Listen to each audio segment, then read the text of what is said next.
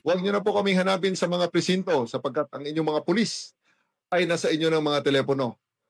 Dial 911. Darating ang inyong mga pulis sa loob ng 5 minuto. Lilingkod sa bawat Pilipino at magbibigay ng tamang impormasyon para sa tahimik at maayos na Pilipinas. Police News Network, alagad ng batas, tagapagtaguyod ng balitang pulis, sandigan ng mamamayan, patnubay ng katotohanan. La Campo Crame, maghahatid ng pinakahuling kaganapan at nagbabagang balita. Ito ang PNN Police News Network. At ngayon, ang inyong mga tagapagbalita.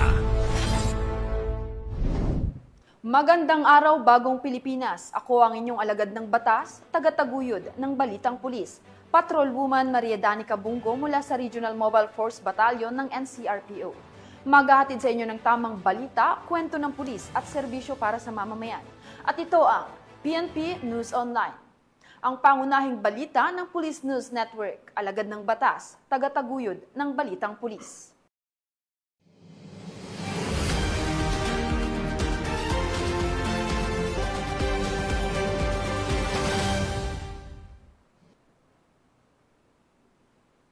Narito ang mga balitang dapat niyong abangan. Tinatayang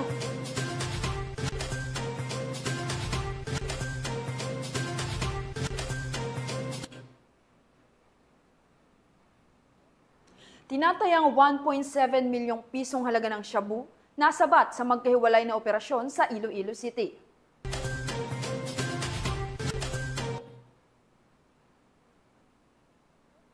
Most wanted person na may kasong qualified theft, arestado sa mabilis na aksyon ng PNP sa Ilocos Norte.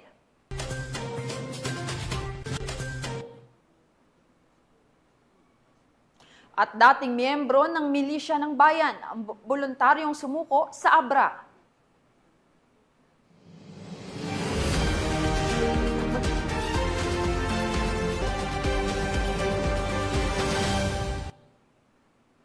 Narito ang mga balitang hatid ng ating PNN correspondents mula sa iba't ibang panig ng bansa.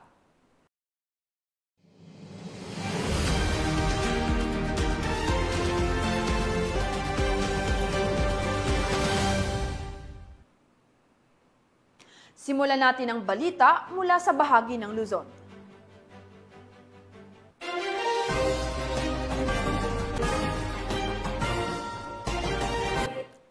Hindi na nakalayo ang isang babaeng top 2 most wanted person na may kasong qualified theft matapos itong mamataan sa isang bus terminal sa Batak, Ilocos Norte sa pamamagitan ng mabilis na aksyon ng pulisya matapos ang tawag sa 911 ng isang alertong mamamayan. Agad siyang naaresto bago pa man makasakay at makalayo patungo sa kanyang pinaplanong destinasyon. Police Corporal Joan Marie de los Santos sa report. Isang mabilis na aksyon ng kapulisan ang nagresulta sa pagkakadakip ng top 2 most wanted person sa lungsod ng Batak, Ilocos Norte matapos ang impormasyon mula sa 911 nito lamang Huwebes ng umaga.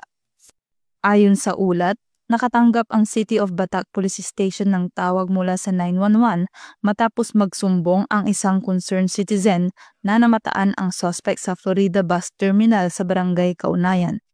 Agad na rumisponde ang pulisya sa ilalim ng pamumuno ni Police Lieutenant Colonel Jerome B. Wangki, officer in charge ng nasabing istasyon. Dito ay positibong kinilala ang suspect na si alias Jackie, 31 anyos, may asawa at residente ng Barangay Palungpong. Siya ay may kasong qualified theft sa ilalim ng criminal case number 6507-18 na may rekomendadong piyansang 120,000 piso. Ang warrant of arrest laban sa suspect ay inisyu ni Honorable Maria Corazon M. Labrador, presiding judge ng RTC Branch 18, Batak City noong Agosto 13, 2025. Ang mabilis na koordinasyon ng mamamayan gamit ang 911 ay itinuturing ng kapulisan na mahalagang susi sa matagumpay na operasyon. Patuloy namang nananawagan ang City of Batak PNP sa publiko na makipagtulungan sa mga awtoridad sa pamamagitan ng 911 at iba pang linya ng komunikasyon upang mapanatili ang kaayusan at kaligtasan sa komunidad. Mula dito sa Ilocos Region, ako ang iyong PNN correspondent, Police Corporal Joanna Marie N. De Los Santos, alagad ng batas, tagataguyod ng Balitang Pulis. Maraming salamat, Police Corporal De Los Santos.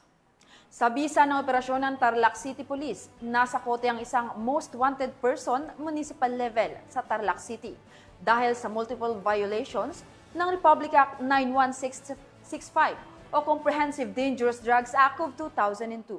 Nakatutok dyan si Patrol Woman Janice Bulahaw.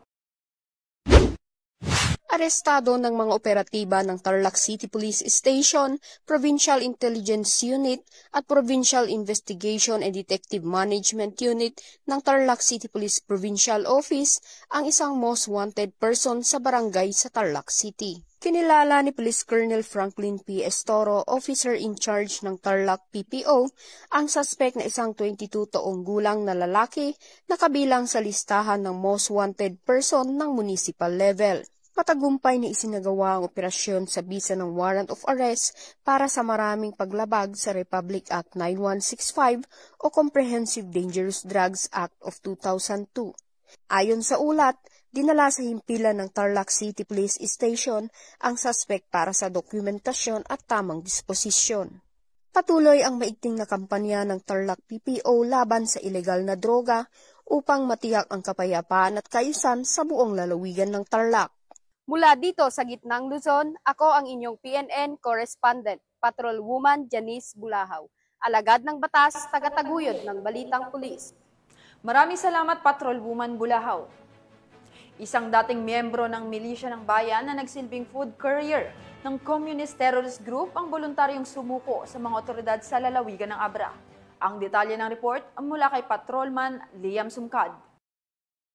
Isang 78 anyos na miyembro ng milisya ng bayan ang voluntaryong nagbalik loob sa pamahalaan sa Sitio Kileng, Barangay Luneng noong Agosto 13 taong kasalukuyan. Kinilala ang surrenderi sa alias na Agoy, isang balo at magsasaka na nagsilbing food courier ng Communist Terrorist Group o CTG sa ilalim ng kilusang larangang gerilya North Abra. Ayon sa Likuan Baay Municipal Police Station, walang dalang armas si Agoy sa kanyang pagsuko at kusang loob na sumuporta sa kampanya ng National Task Force to End Local Communist Armed Conflict upang wakasan ang armadong pakikibaka. Siya ay kasalukuyang nasa kustodiya ng pulisya para sa debriefing. Patuloy namang nananawagan ang PNP sa iba pang miyembro ng CTGs na sumuko at mamuhay ng mapayapa kasama ang pamilya.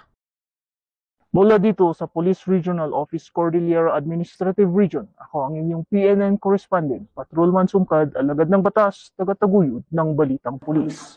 Maraming salamat, Patrolman Sumcad. Tunghayan naman natin ang mga balita mula sa Visayas.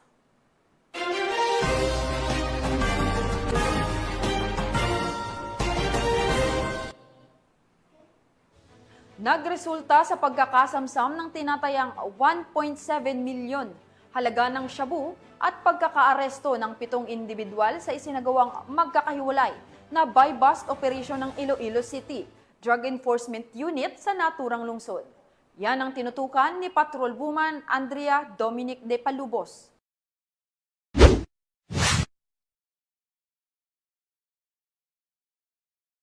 Sa patuloy na mas pinaigting na kampanya ng Philippine National Police laban sa iligal na droga, nasabat ang tinatayang 1.7 milyong halaga ng hinihinalang shabu sa magkahiwalay na drug buy-bust operation ng Iloilo City Drug Enforcement Unit nito lamang ika-14 ng Agosto taong kasalukuyan. Ayon sa ulat ng Police Regional Office 6, 7 katao ang naaresto sa magkakahiwalay na operasyon na isinagawa kahapon, kabilang na ang 3 itinuturing na high-value individuals at 4 na street-level drug personalities. Sa unang operasyon sa Barangay Baldoza, La Paz, arestado si alias Saski, 42 anyos, residente ng Carles, Iloilo, na nagresulta sa pagkaka-recover ng tinatayang 200 gramo ng shabu na may standard drug price na 1.3 milyong piso. Samantala, sa sumunod na operasyon sa Barangay Rizal, La Paz, naaresto sina alias Leon, 53 taong gulang, at alias Ranran, 49 na taong gulang, na nagresulta sa pagkakasabat ng 50 gramo ng hinihinalang shabu na nagkakahalaga ng 340,000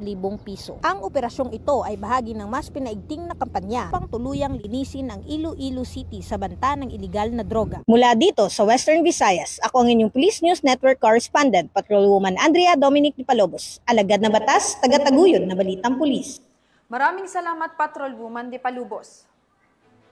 Narito naman ang mga balita mula sa bahagi ng Mindanao.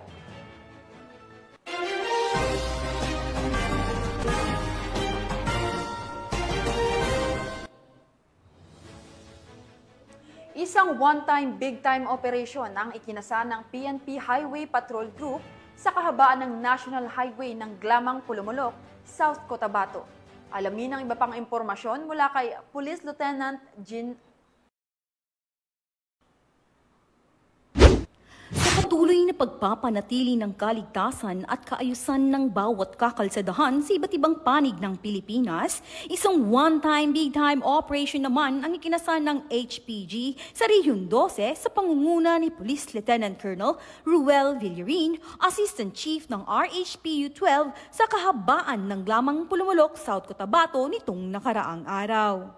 At narito po tayo ngayon sa Barangay Glamang, Pulumulok, South Cotabato upang isagawa ang isa na namang makubuluhang aktibidad ng ating kapulisan, ang initiated one-time, big-time operation kasabay ng pamimigay ng mga flyers sa ating mga kababayan. Layunin po ng aktibidad na ito na mas paigtingin ang kampanya laban sa mga motorcycles, motor vehicles-related crimes tulad ng carnapping at mapalawak pa ang mga kaalaman ng publiko tungkol sa mga batas trapiko. Ang nasabing operasyon ay bunga ng mas pinaigting na operasyon kontra carnapping at pagpapatupad ng mga batas trapiko sa kalsada. Layunin dito na mapanatili ang kaligtasan at disiplina ng ating mga kababayan na gumagamit ng ating mga lansangan at kakalsadahan. Patuloy na magiging masigasig ang Highway Patrol Group sa pagpapatupad ng mga operasyon at pagbibigay ng kaparusahan sa mga motoristang patuloy at paulit-ulit sa paglabag sa mga batas trapiko sa kalsada. Ang kaayusan at kaligtasan ng ating mga kalsada ay nakasalalay sa disiplina sa tamang paggamit nito at pakikipagtulungan sa mga kapulisan o iba pang sangay ng gobyerno na nagpapatupad ng batas sa kalsada. Kami ang guardian of the highways, ang kakampi nyo sa kalsada na patuloy na magbibigay ng serbisyong HPG na inyong maaasahan. Dahil dito sa ating bagong Pilipinas, ang gusto ng pulis, ligtas ka. At sa iba pang balitang serbisyong HPG, tumutok lamang sa aming YouTube channel at Facebook page na Police News Network. At mula dito sa RHPU 12, ako po ang inyong PNN correspondent, Police Lieutenant Jean A. Alimuhani para sa Police News Network. Alagad ng batas, tagataguyod ng balitang pulis. Maraming salamat, Police Lieutenant Jean Alimuhanid. Arestado ang isang lalaki sa Barangay San Teodoro, Bunawan, Agusan del Sur, matapos mahuli sa iligal na pagbebenta ng chainsaw online nang walang kaukulang permit. Nakibalita dyan si Patrolwoman Mary Grace Artizuela. Isang 33 anyos na lalaki ang arestado sa Barangay San Teodoro, Bunawan, Agusan del Sur sa ikinasang entrapment operation ng Regional Anti-Cybercrime Unit 13, katuwang ang Bunawan Municipal Police Station dahil sa pagbebenta ng chainsaw sa online platforms na walang kaukulang permit. Sa isinagawang cyber patrolling, natuntun ng mga otoridad ang Facebook post ng suspect na nag-aalok ng chainsaw online na nagresulta sa kanyang pagkakaaresto matapos makipagkasundo para sa isang pisikal na transaksyon. Kinilala ang suspect na si alias Ano na nahaharap sa kasong paglabag sa Republic Act 9175 Wang Chainsaw Act of 2002 na may kaugnayan sa Cybercrime Prevention Act. Kasalukuyan itong nasa kustodiya ng Bunawan Municipal Police Station kasama ang mga nakumpiskang ebidensya para sa dokumentasyon at agarang disposisyon ng kaso. Laging tandaan, iwasan magbenta online ng chainsaw nang walang kaukulang permit mula sa DENR. Yun lamang po at maraming salamat. Muli naming pinapaalalahanan ng publiko na maging mapanuri sa bawat transaksyon online.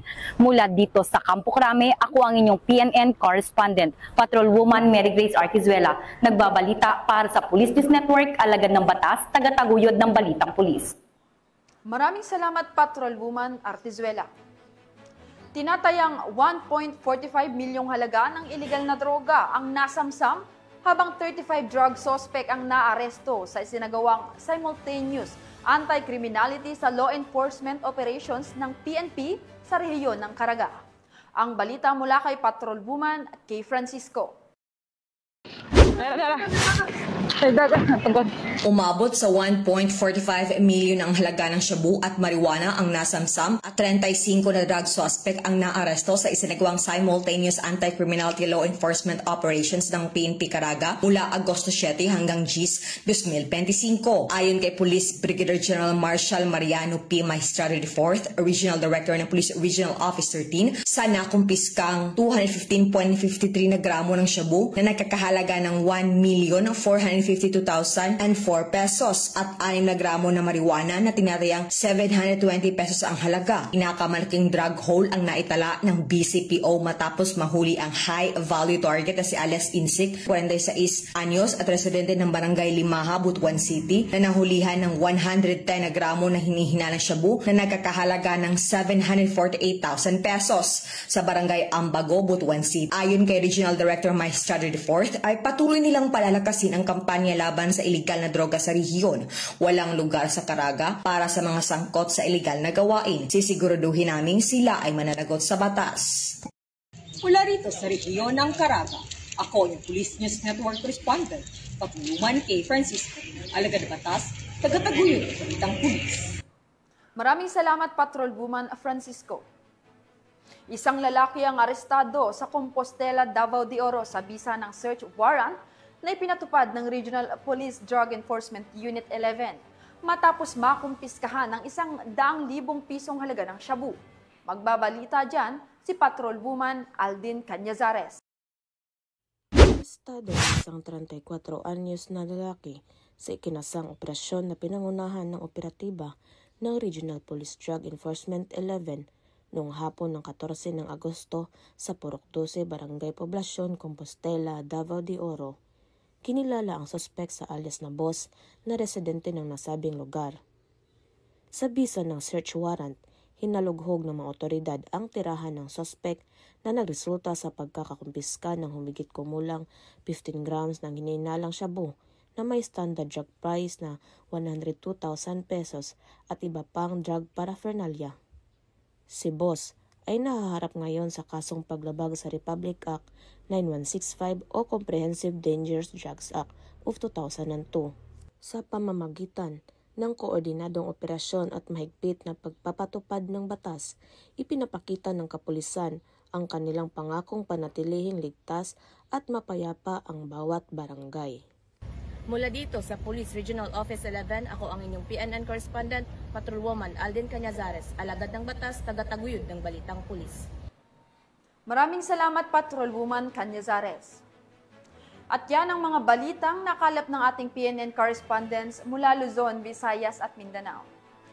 At bago po tayo magtapos, nais ko lamang pong batiin ng isang maligayang kaarawan ng si Patrolman Javier ng Quezon City Police District. Yan, happy birthday and God bless po, Sir Andeng. At sa ngalan ng pamunuan ng Philippine National Police sa pangunguna ni PNP Chief Police General Nicolas Torre III at sa pamumuno ni President Ferdinand Bongbong Marcos Jr., kami ay maglilingkod sa bawat Pilipino at magbibigay ng tama at balanseng balita.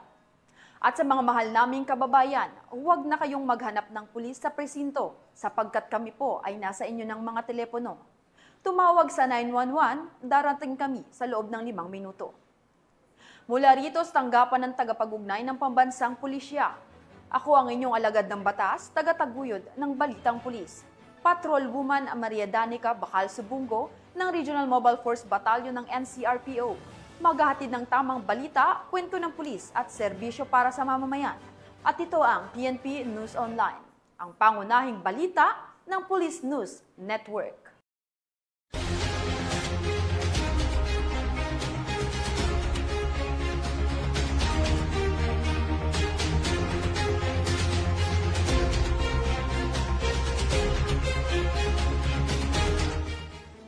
Police News Network, alagad ng batas, tagapagtaguyod ng balitang pulis.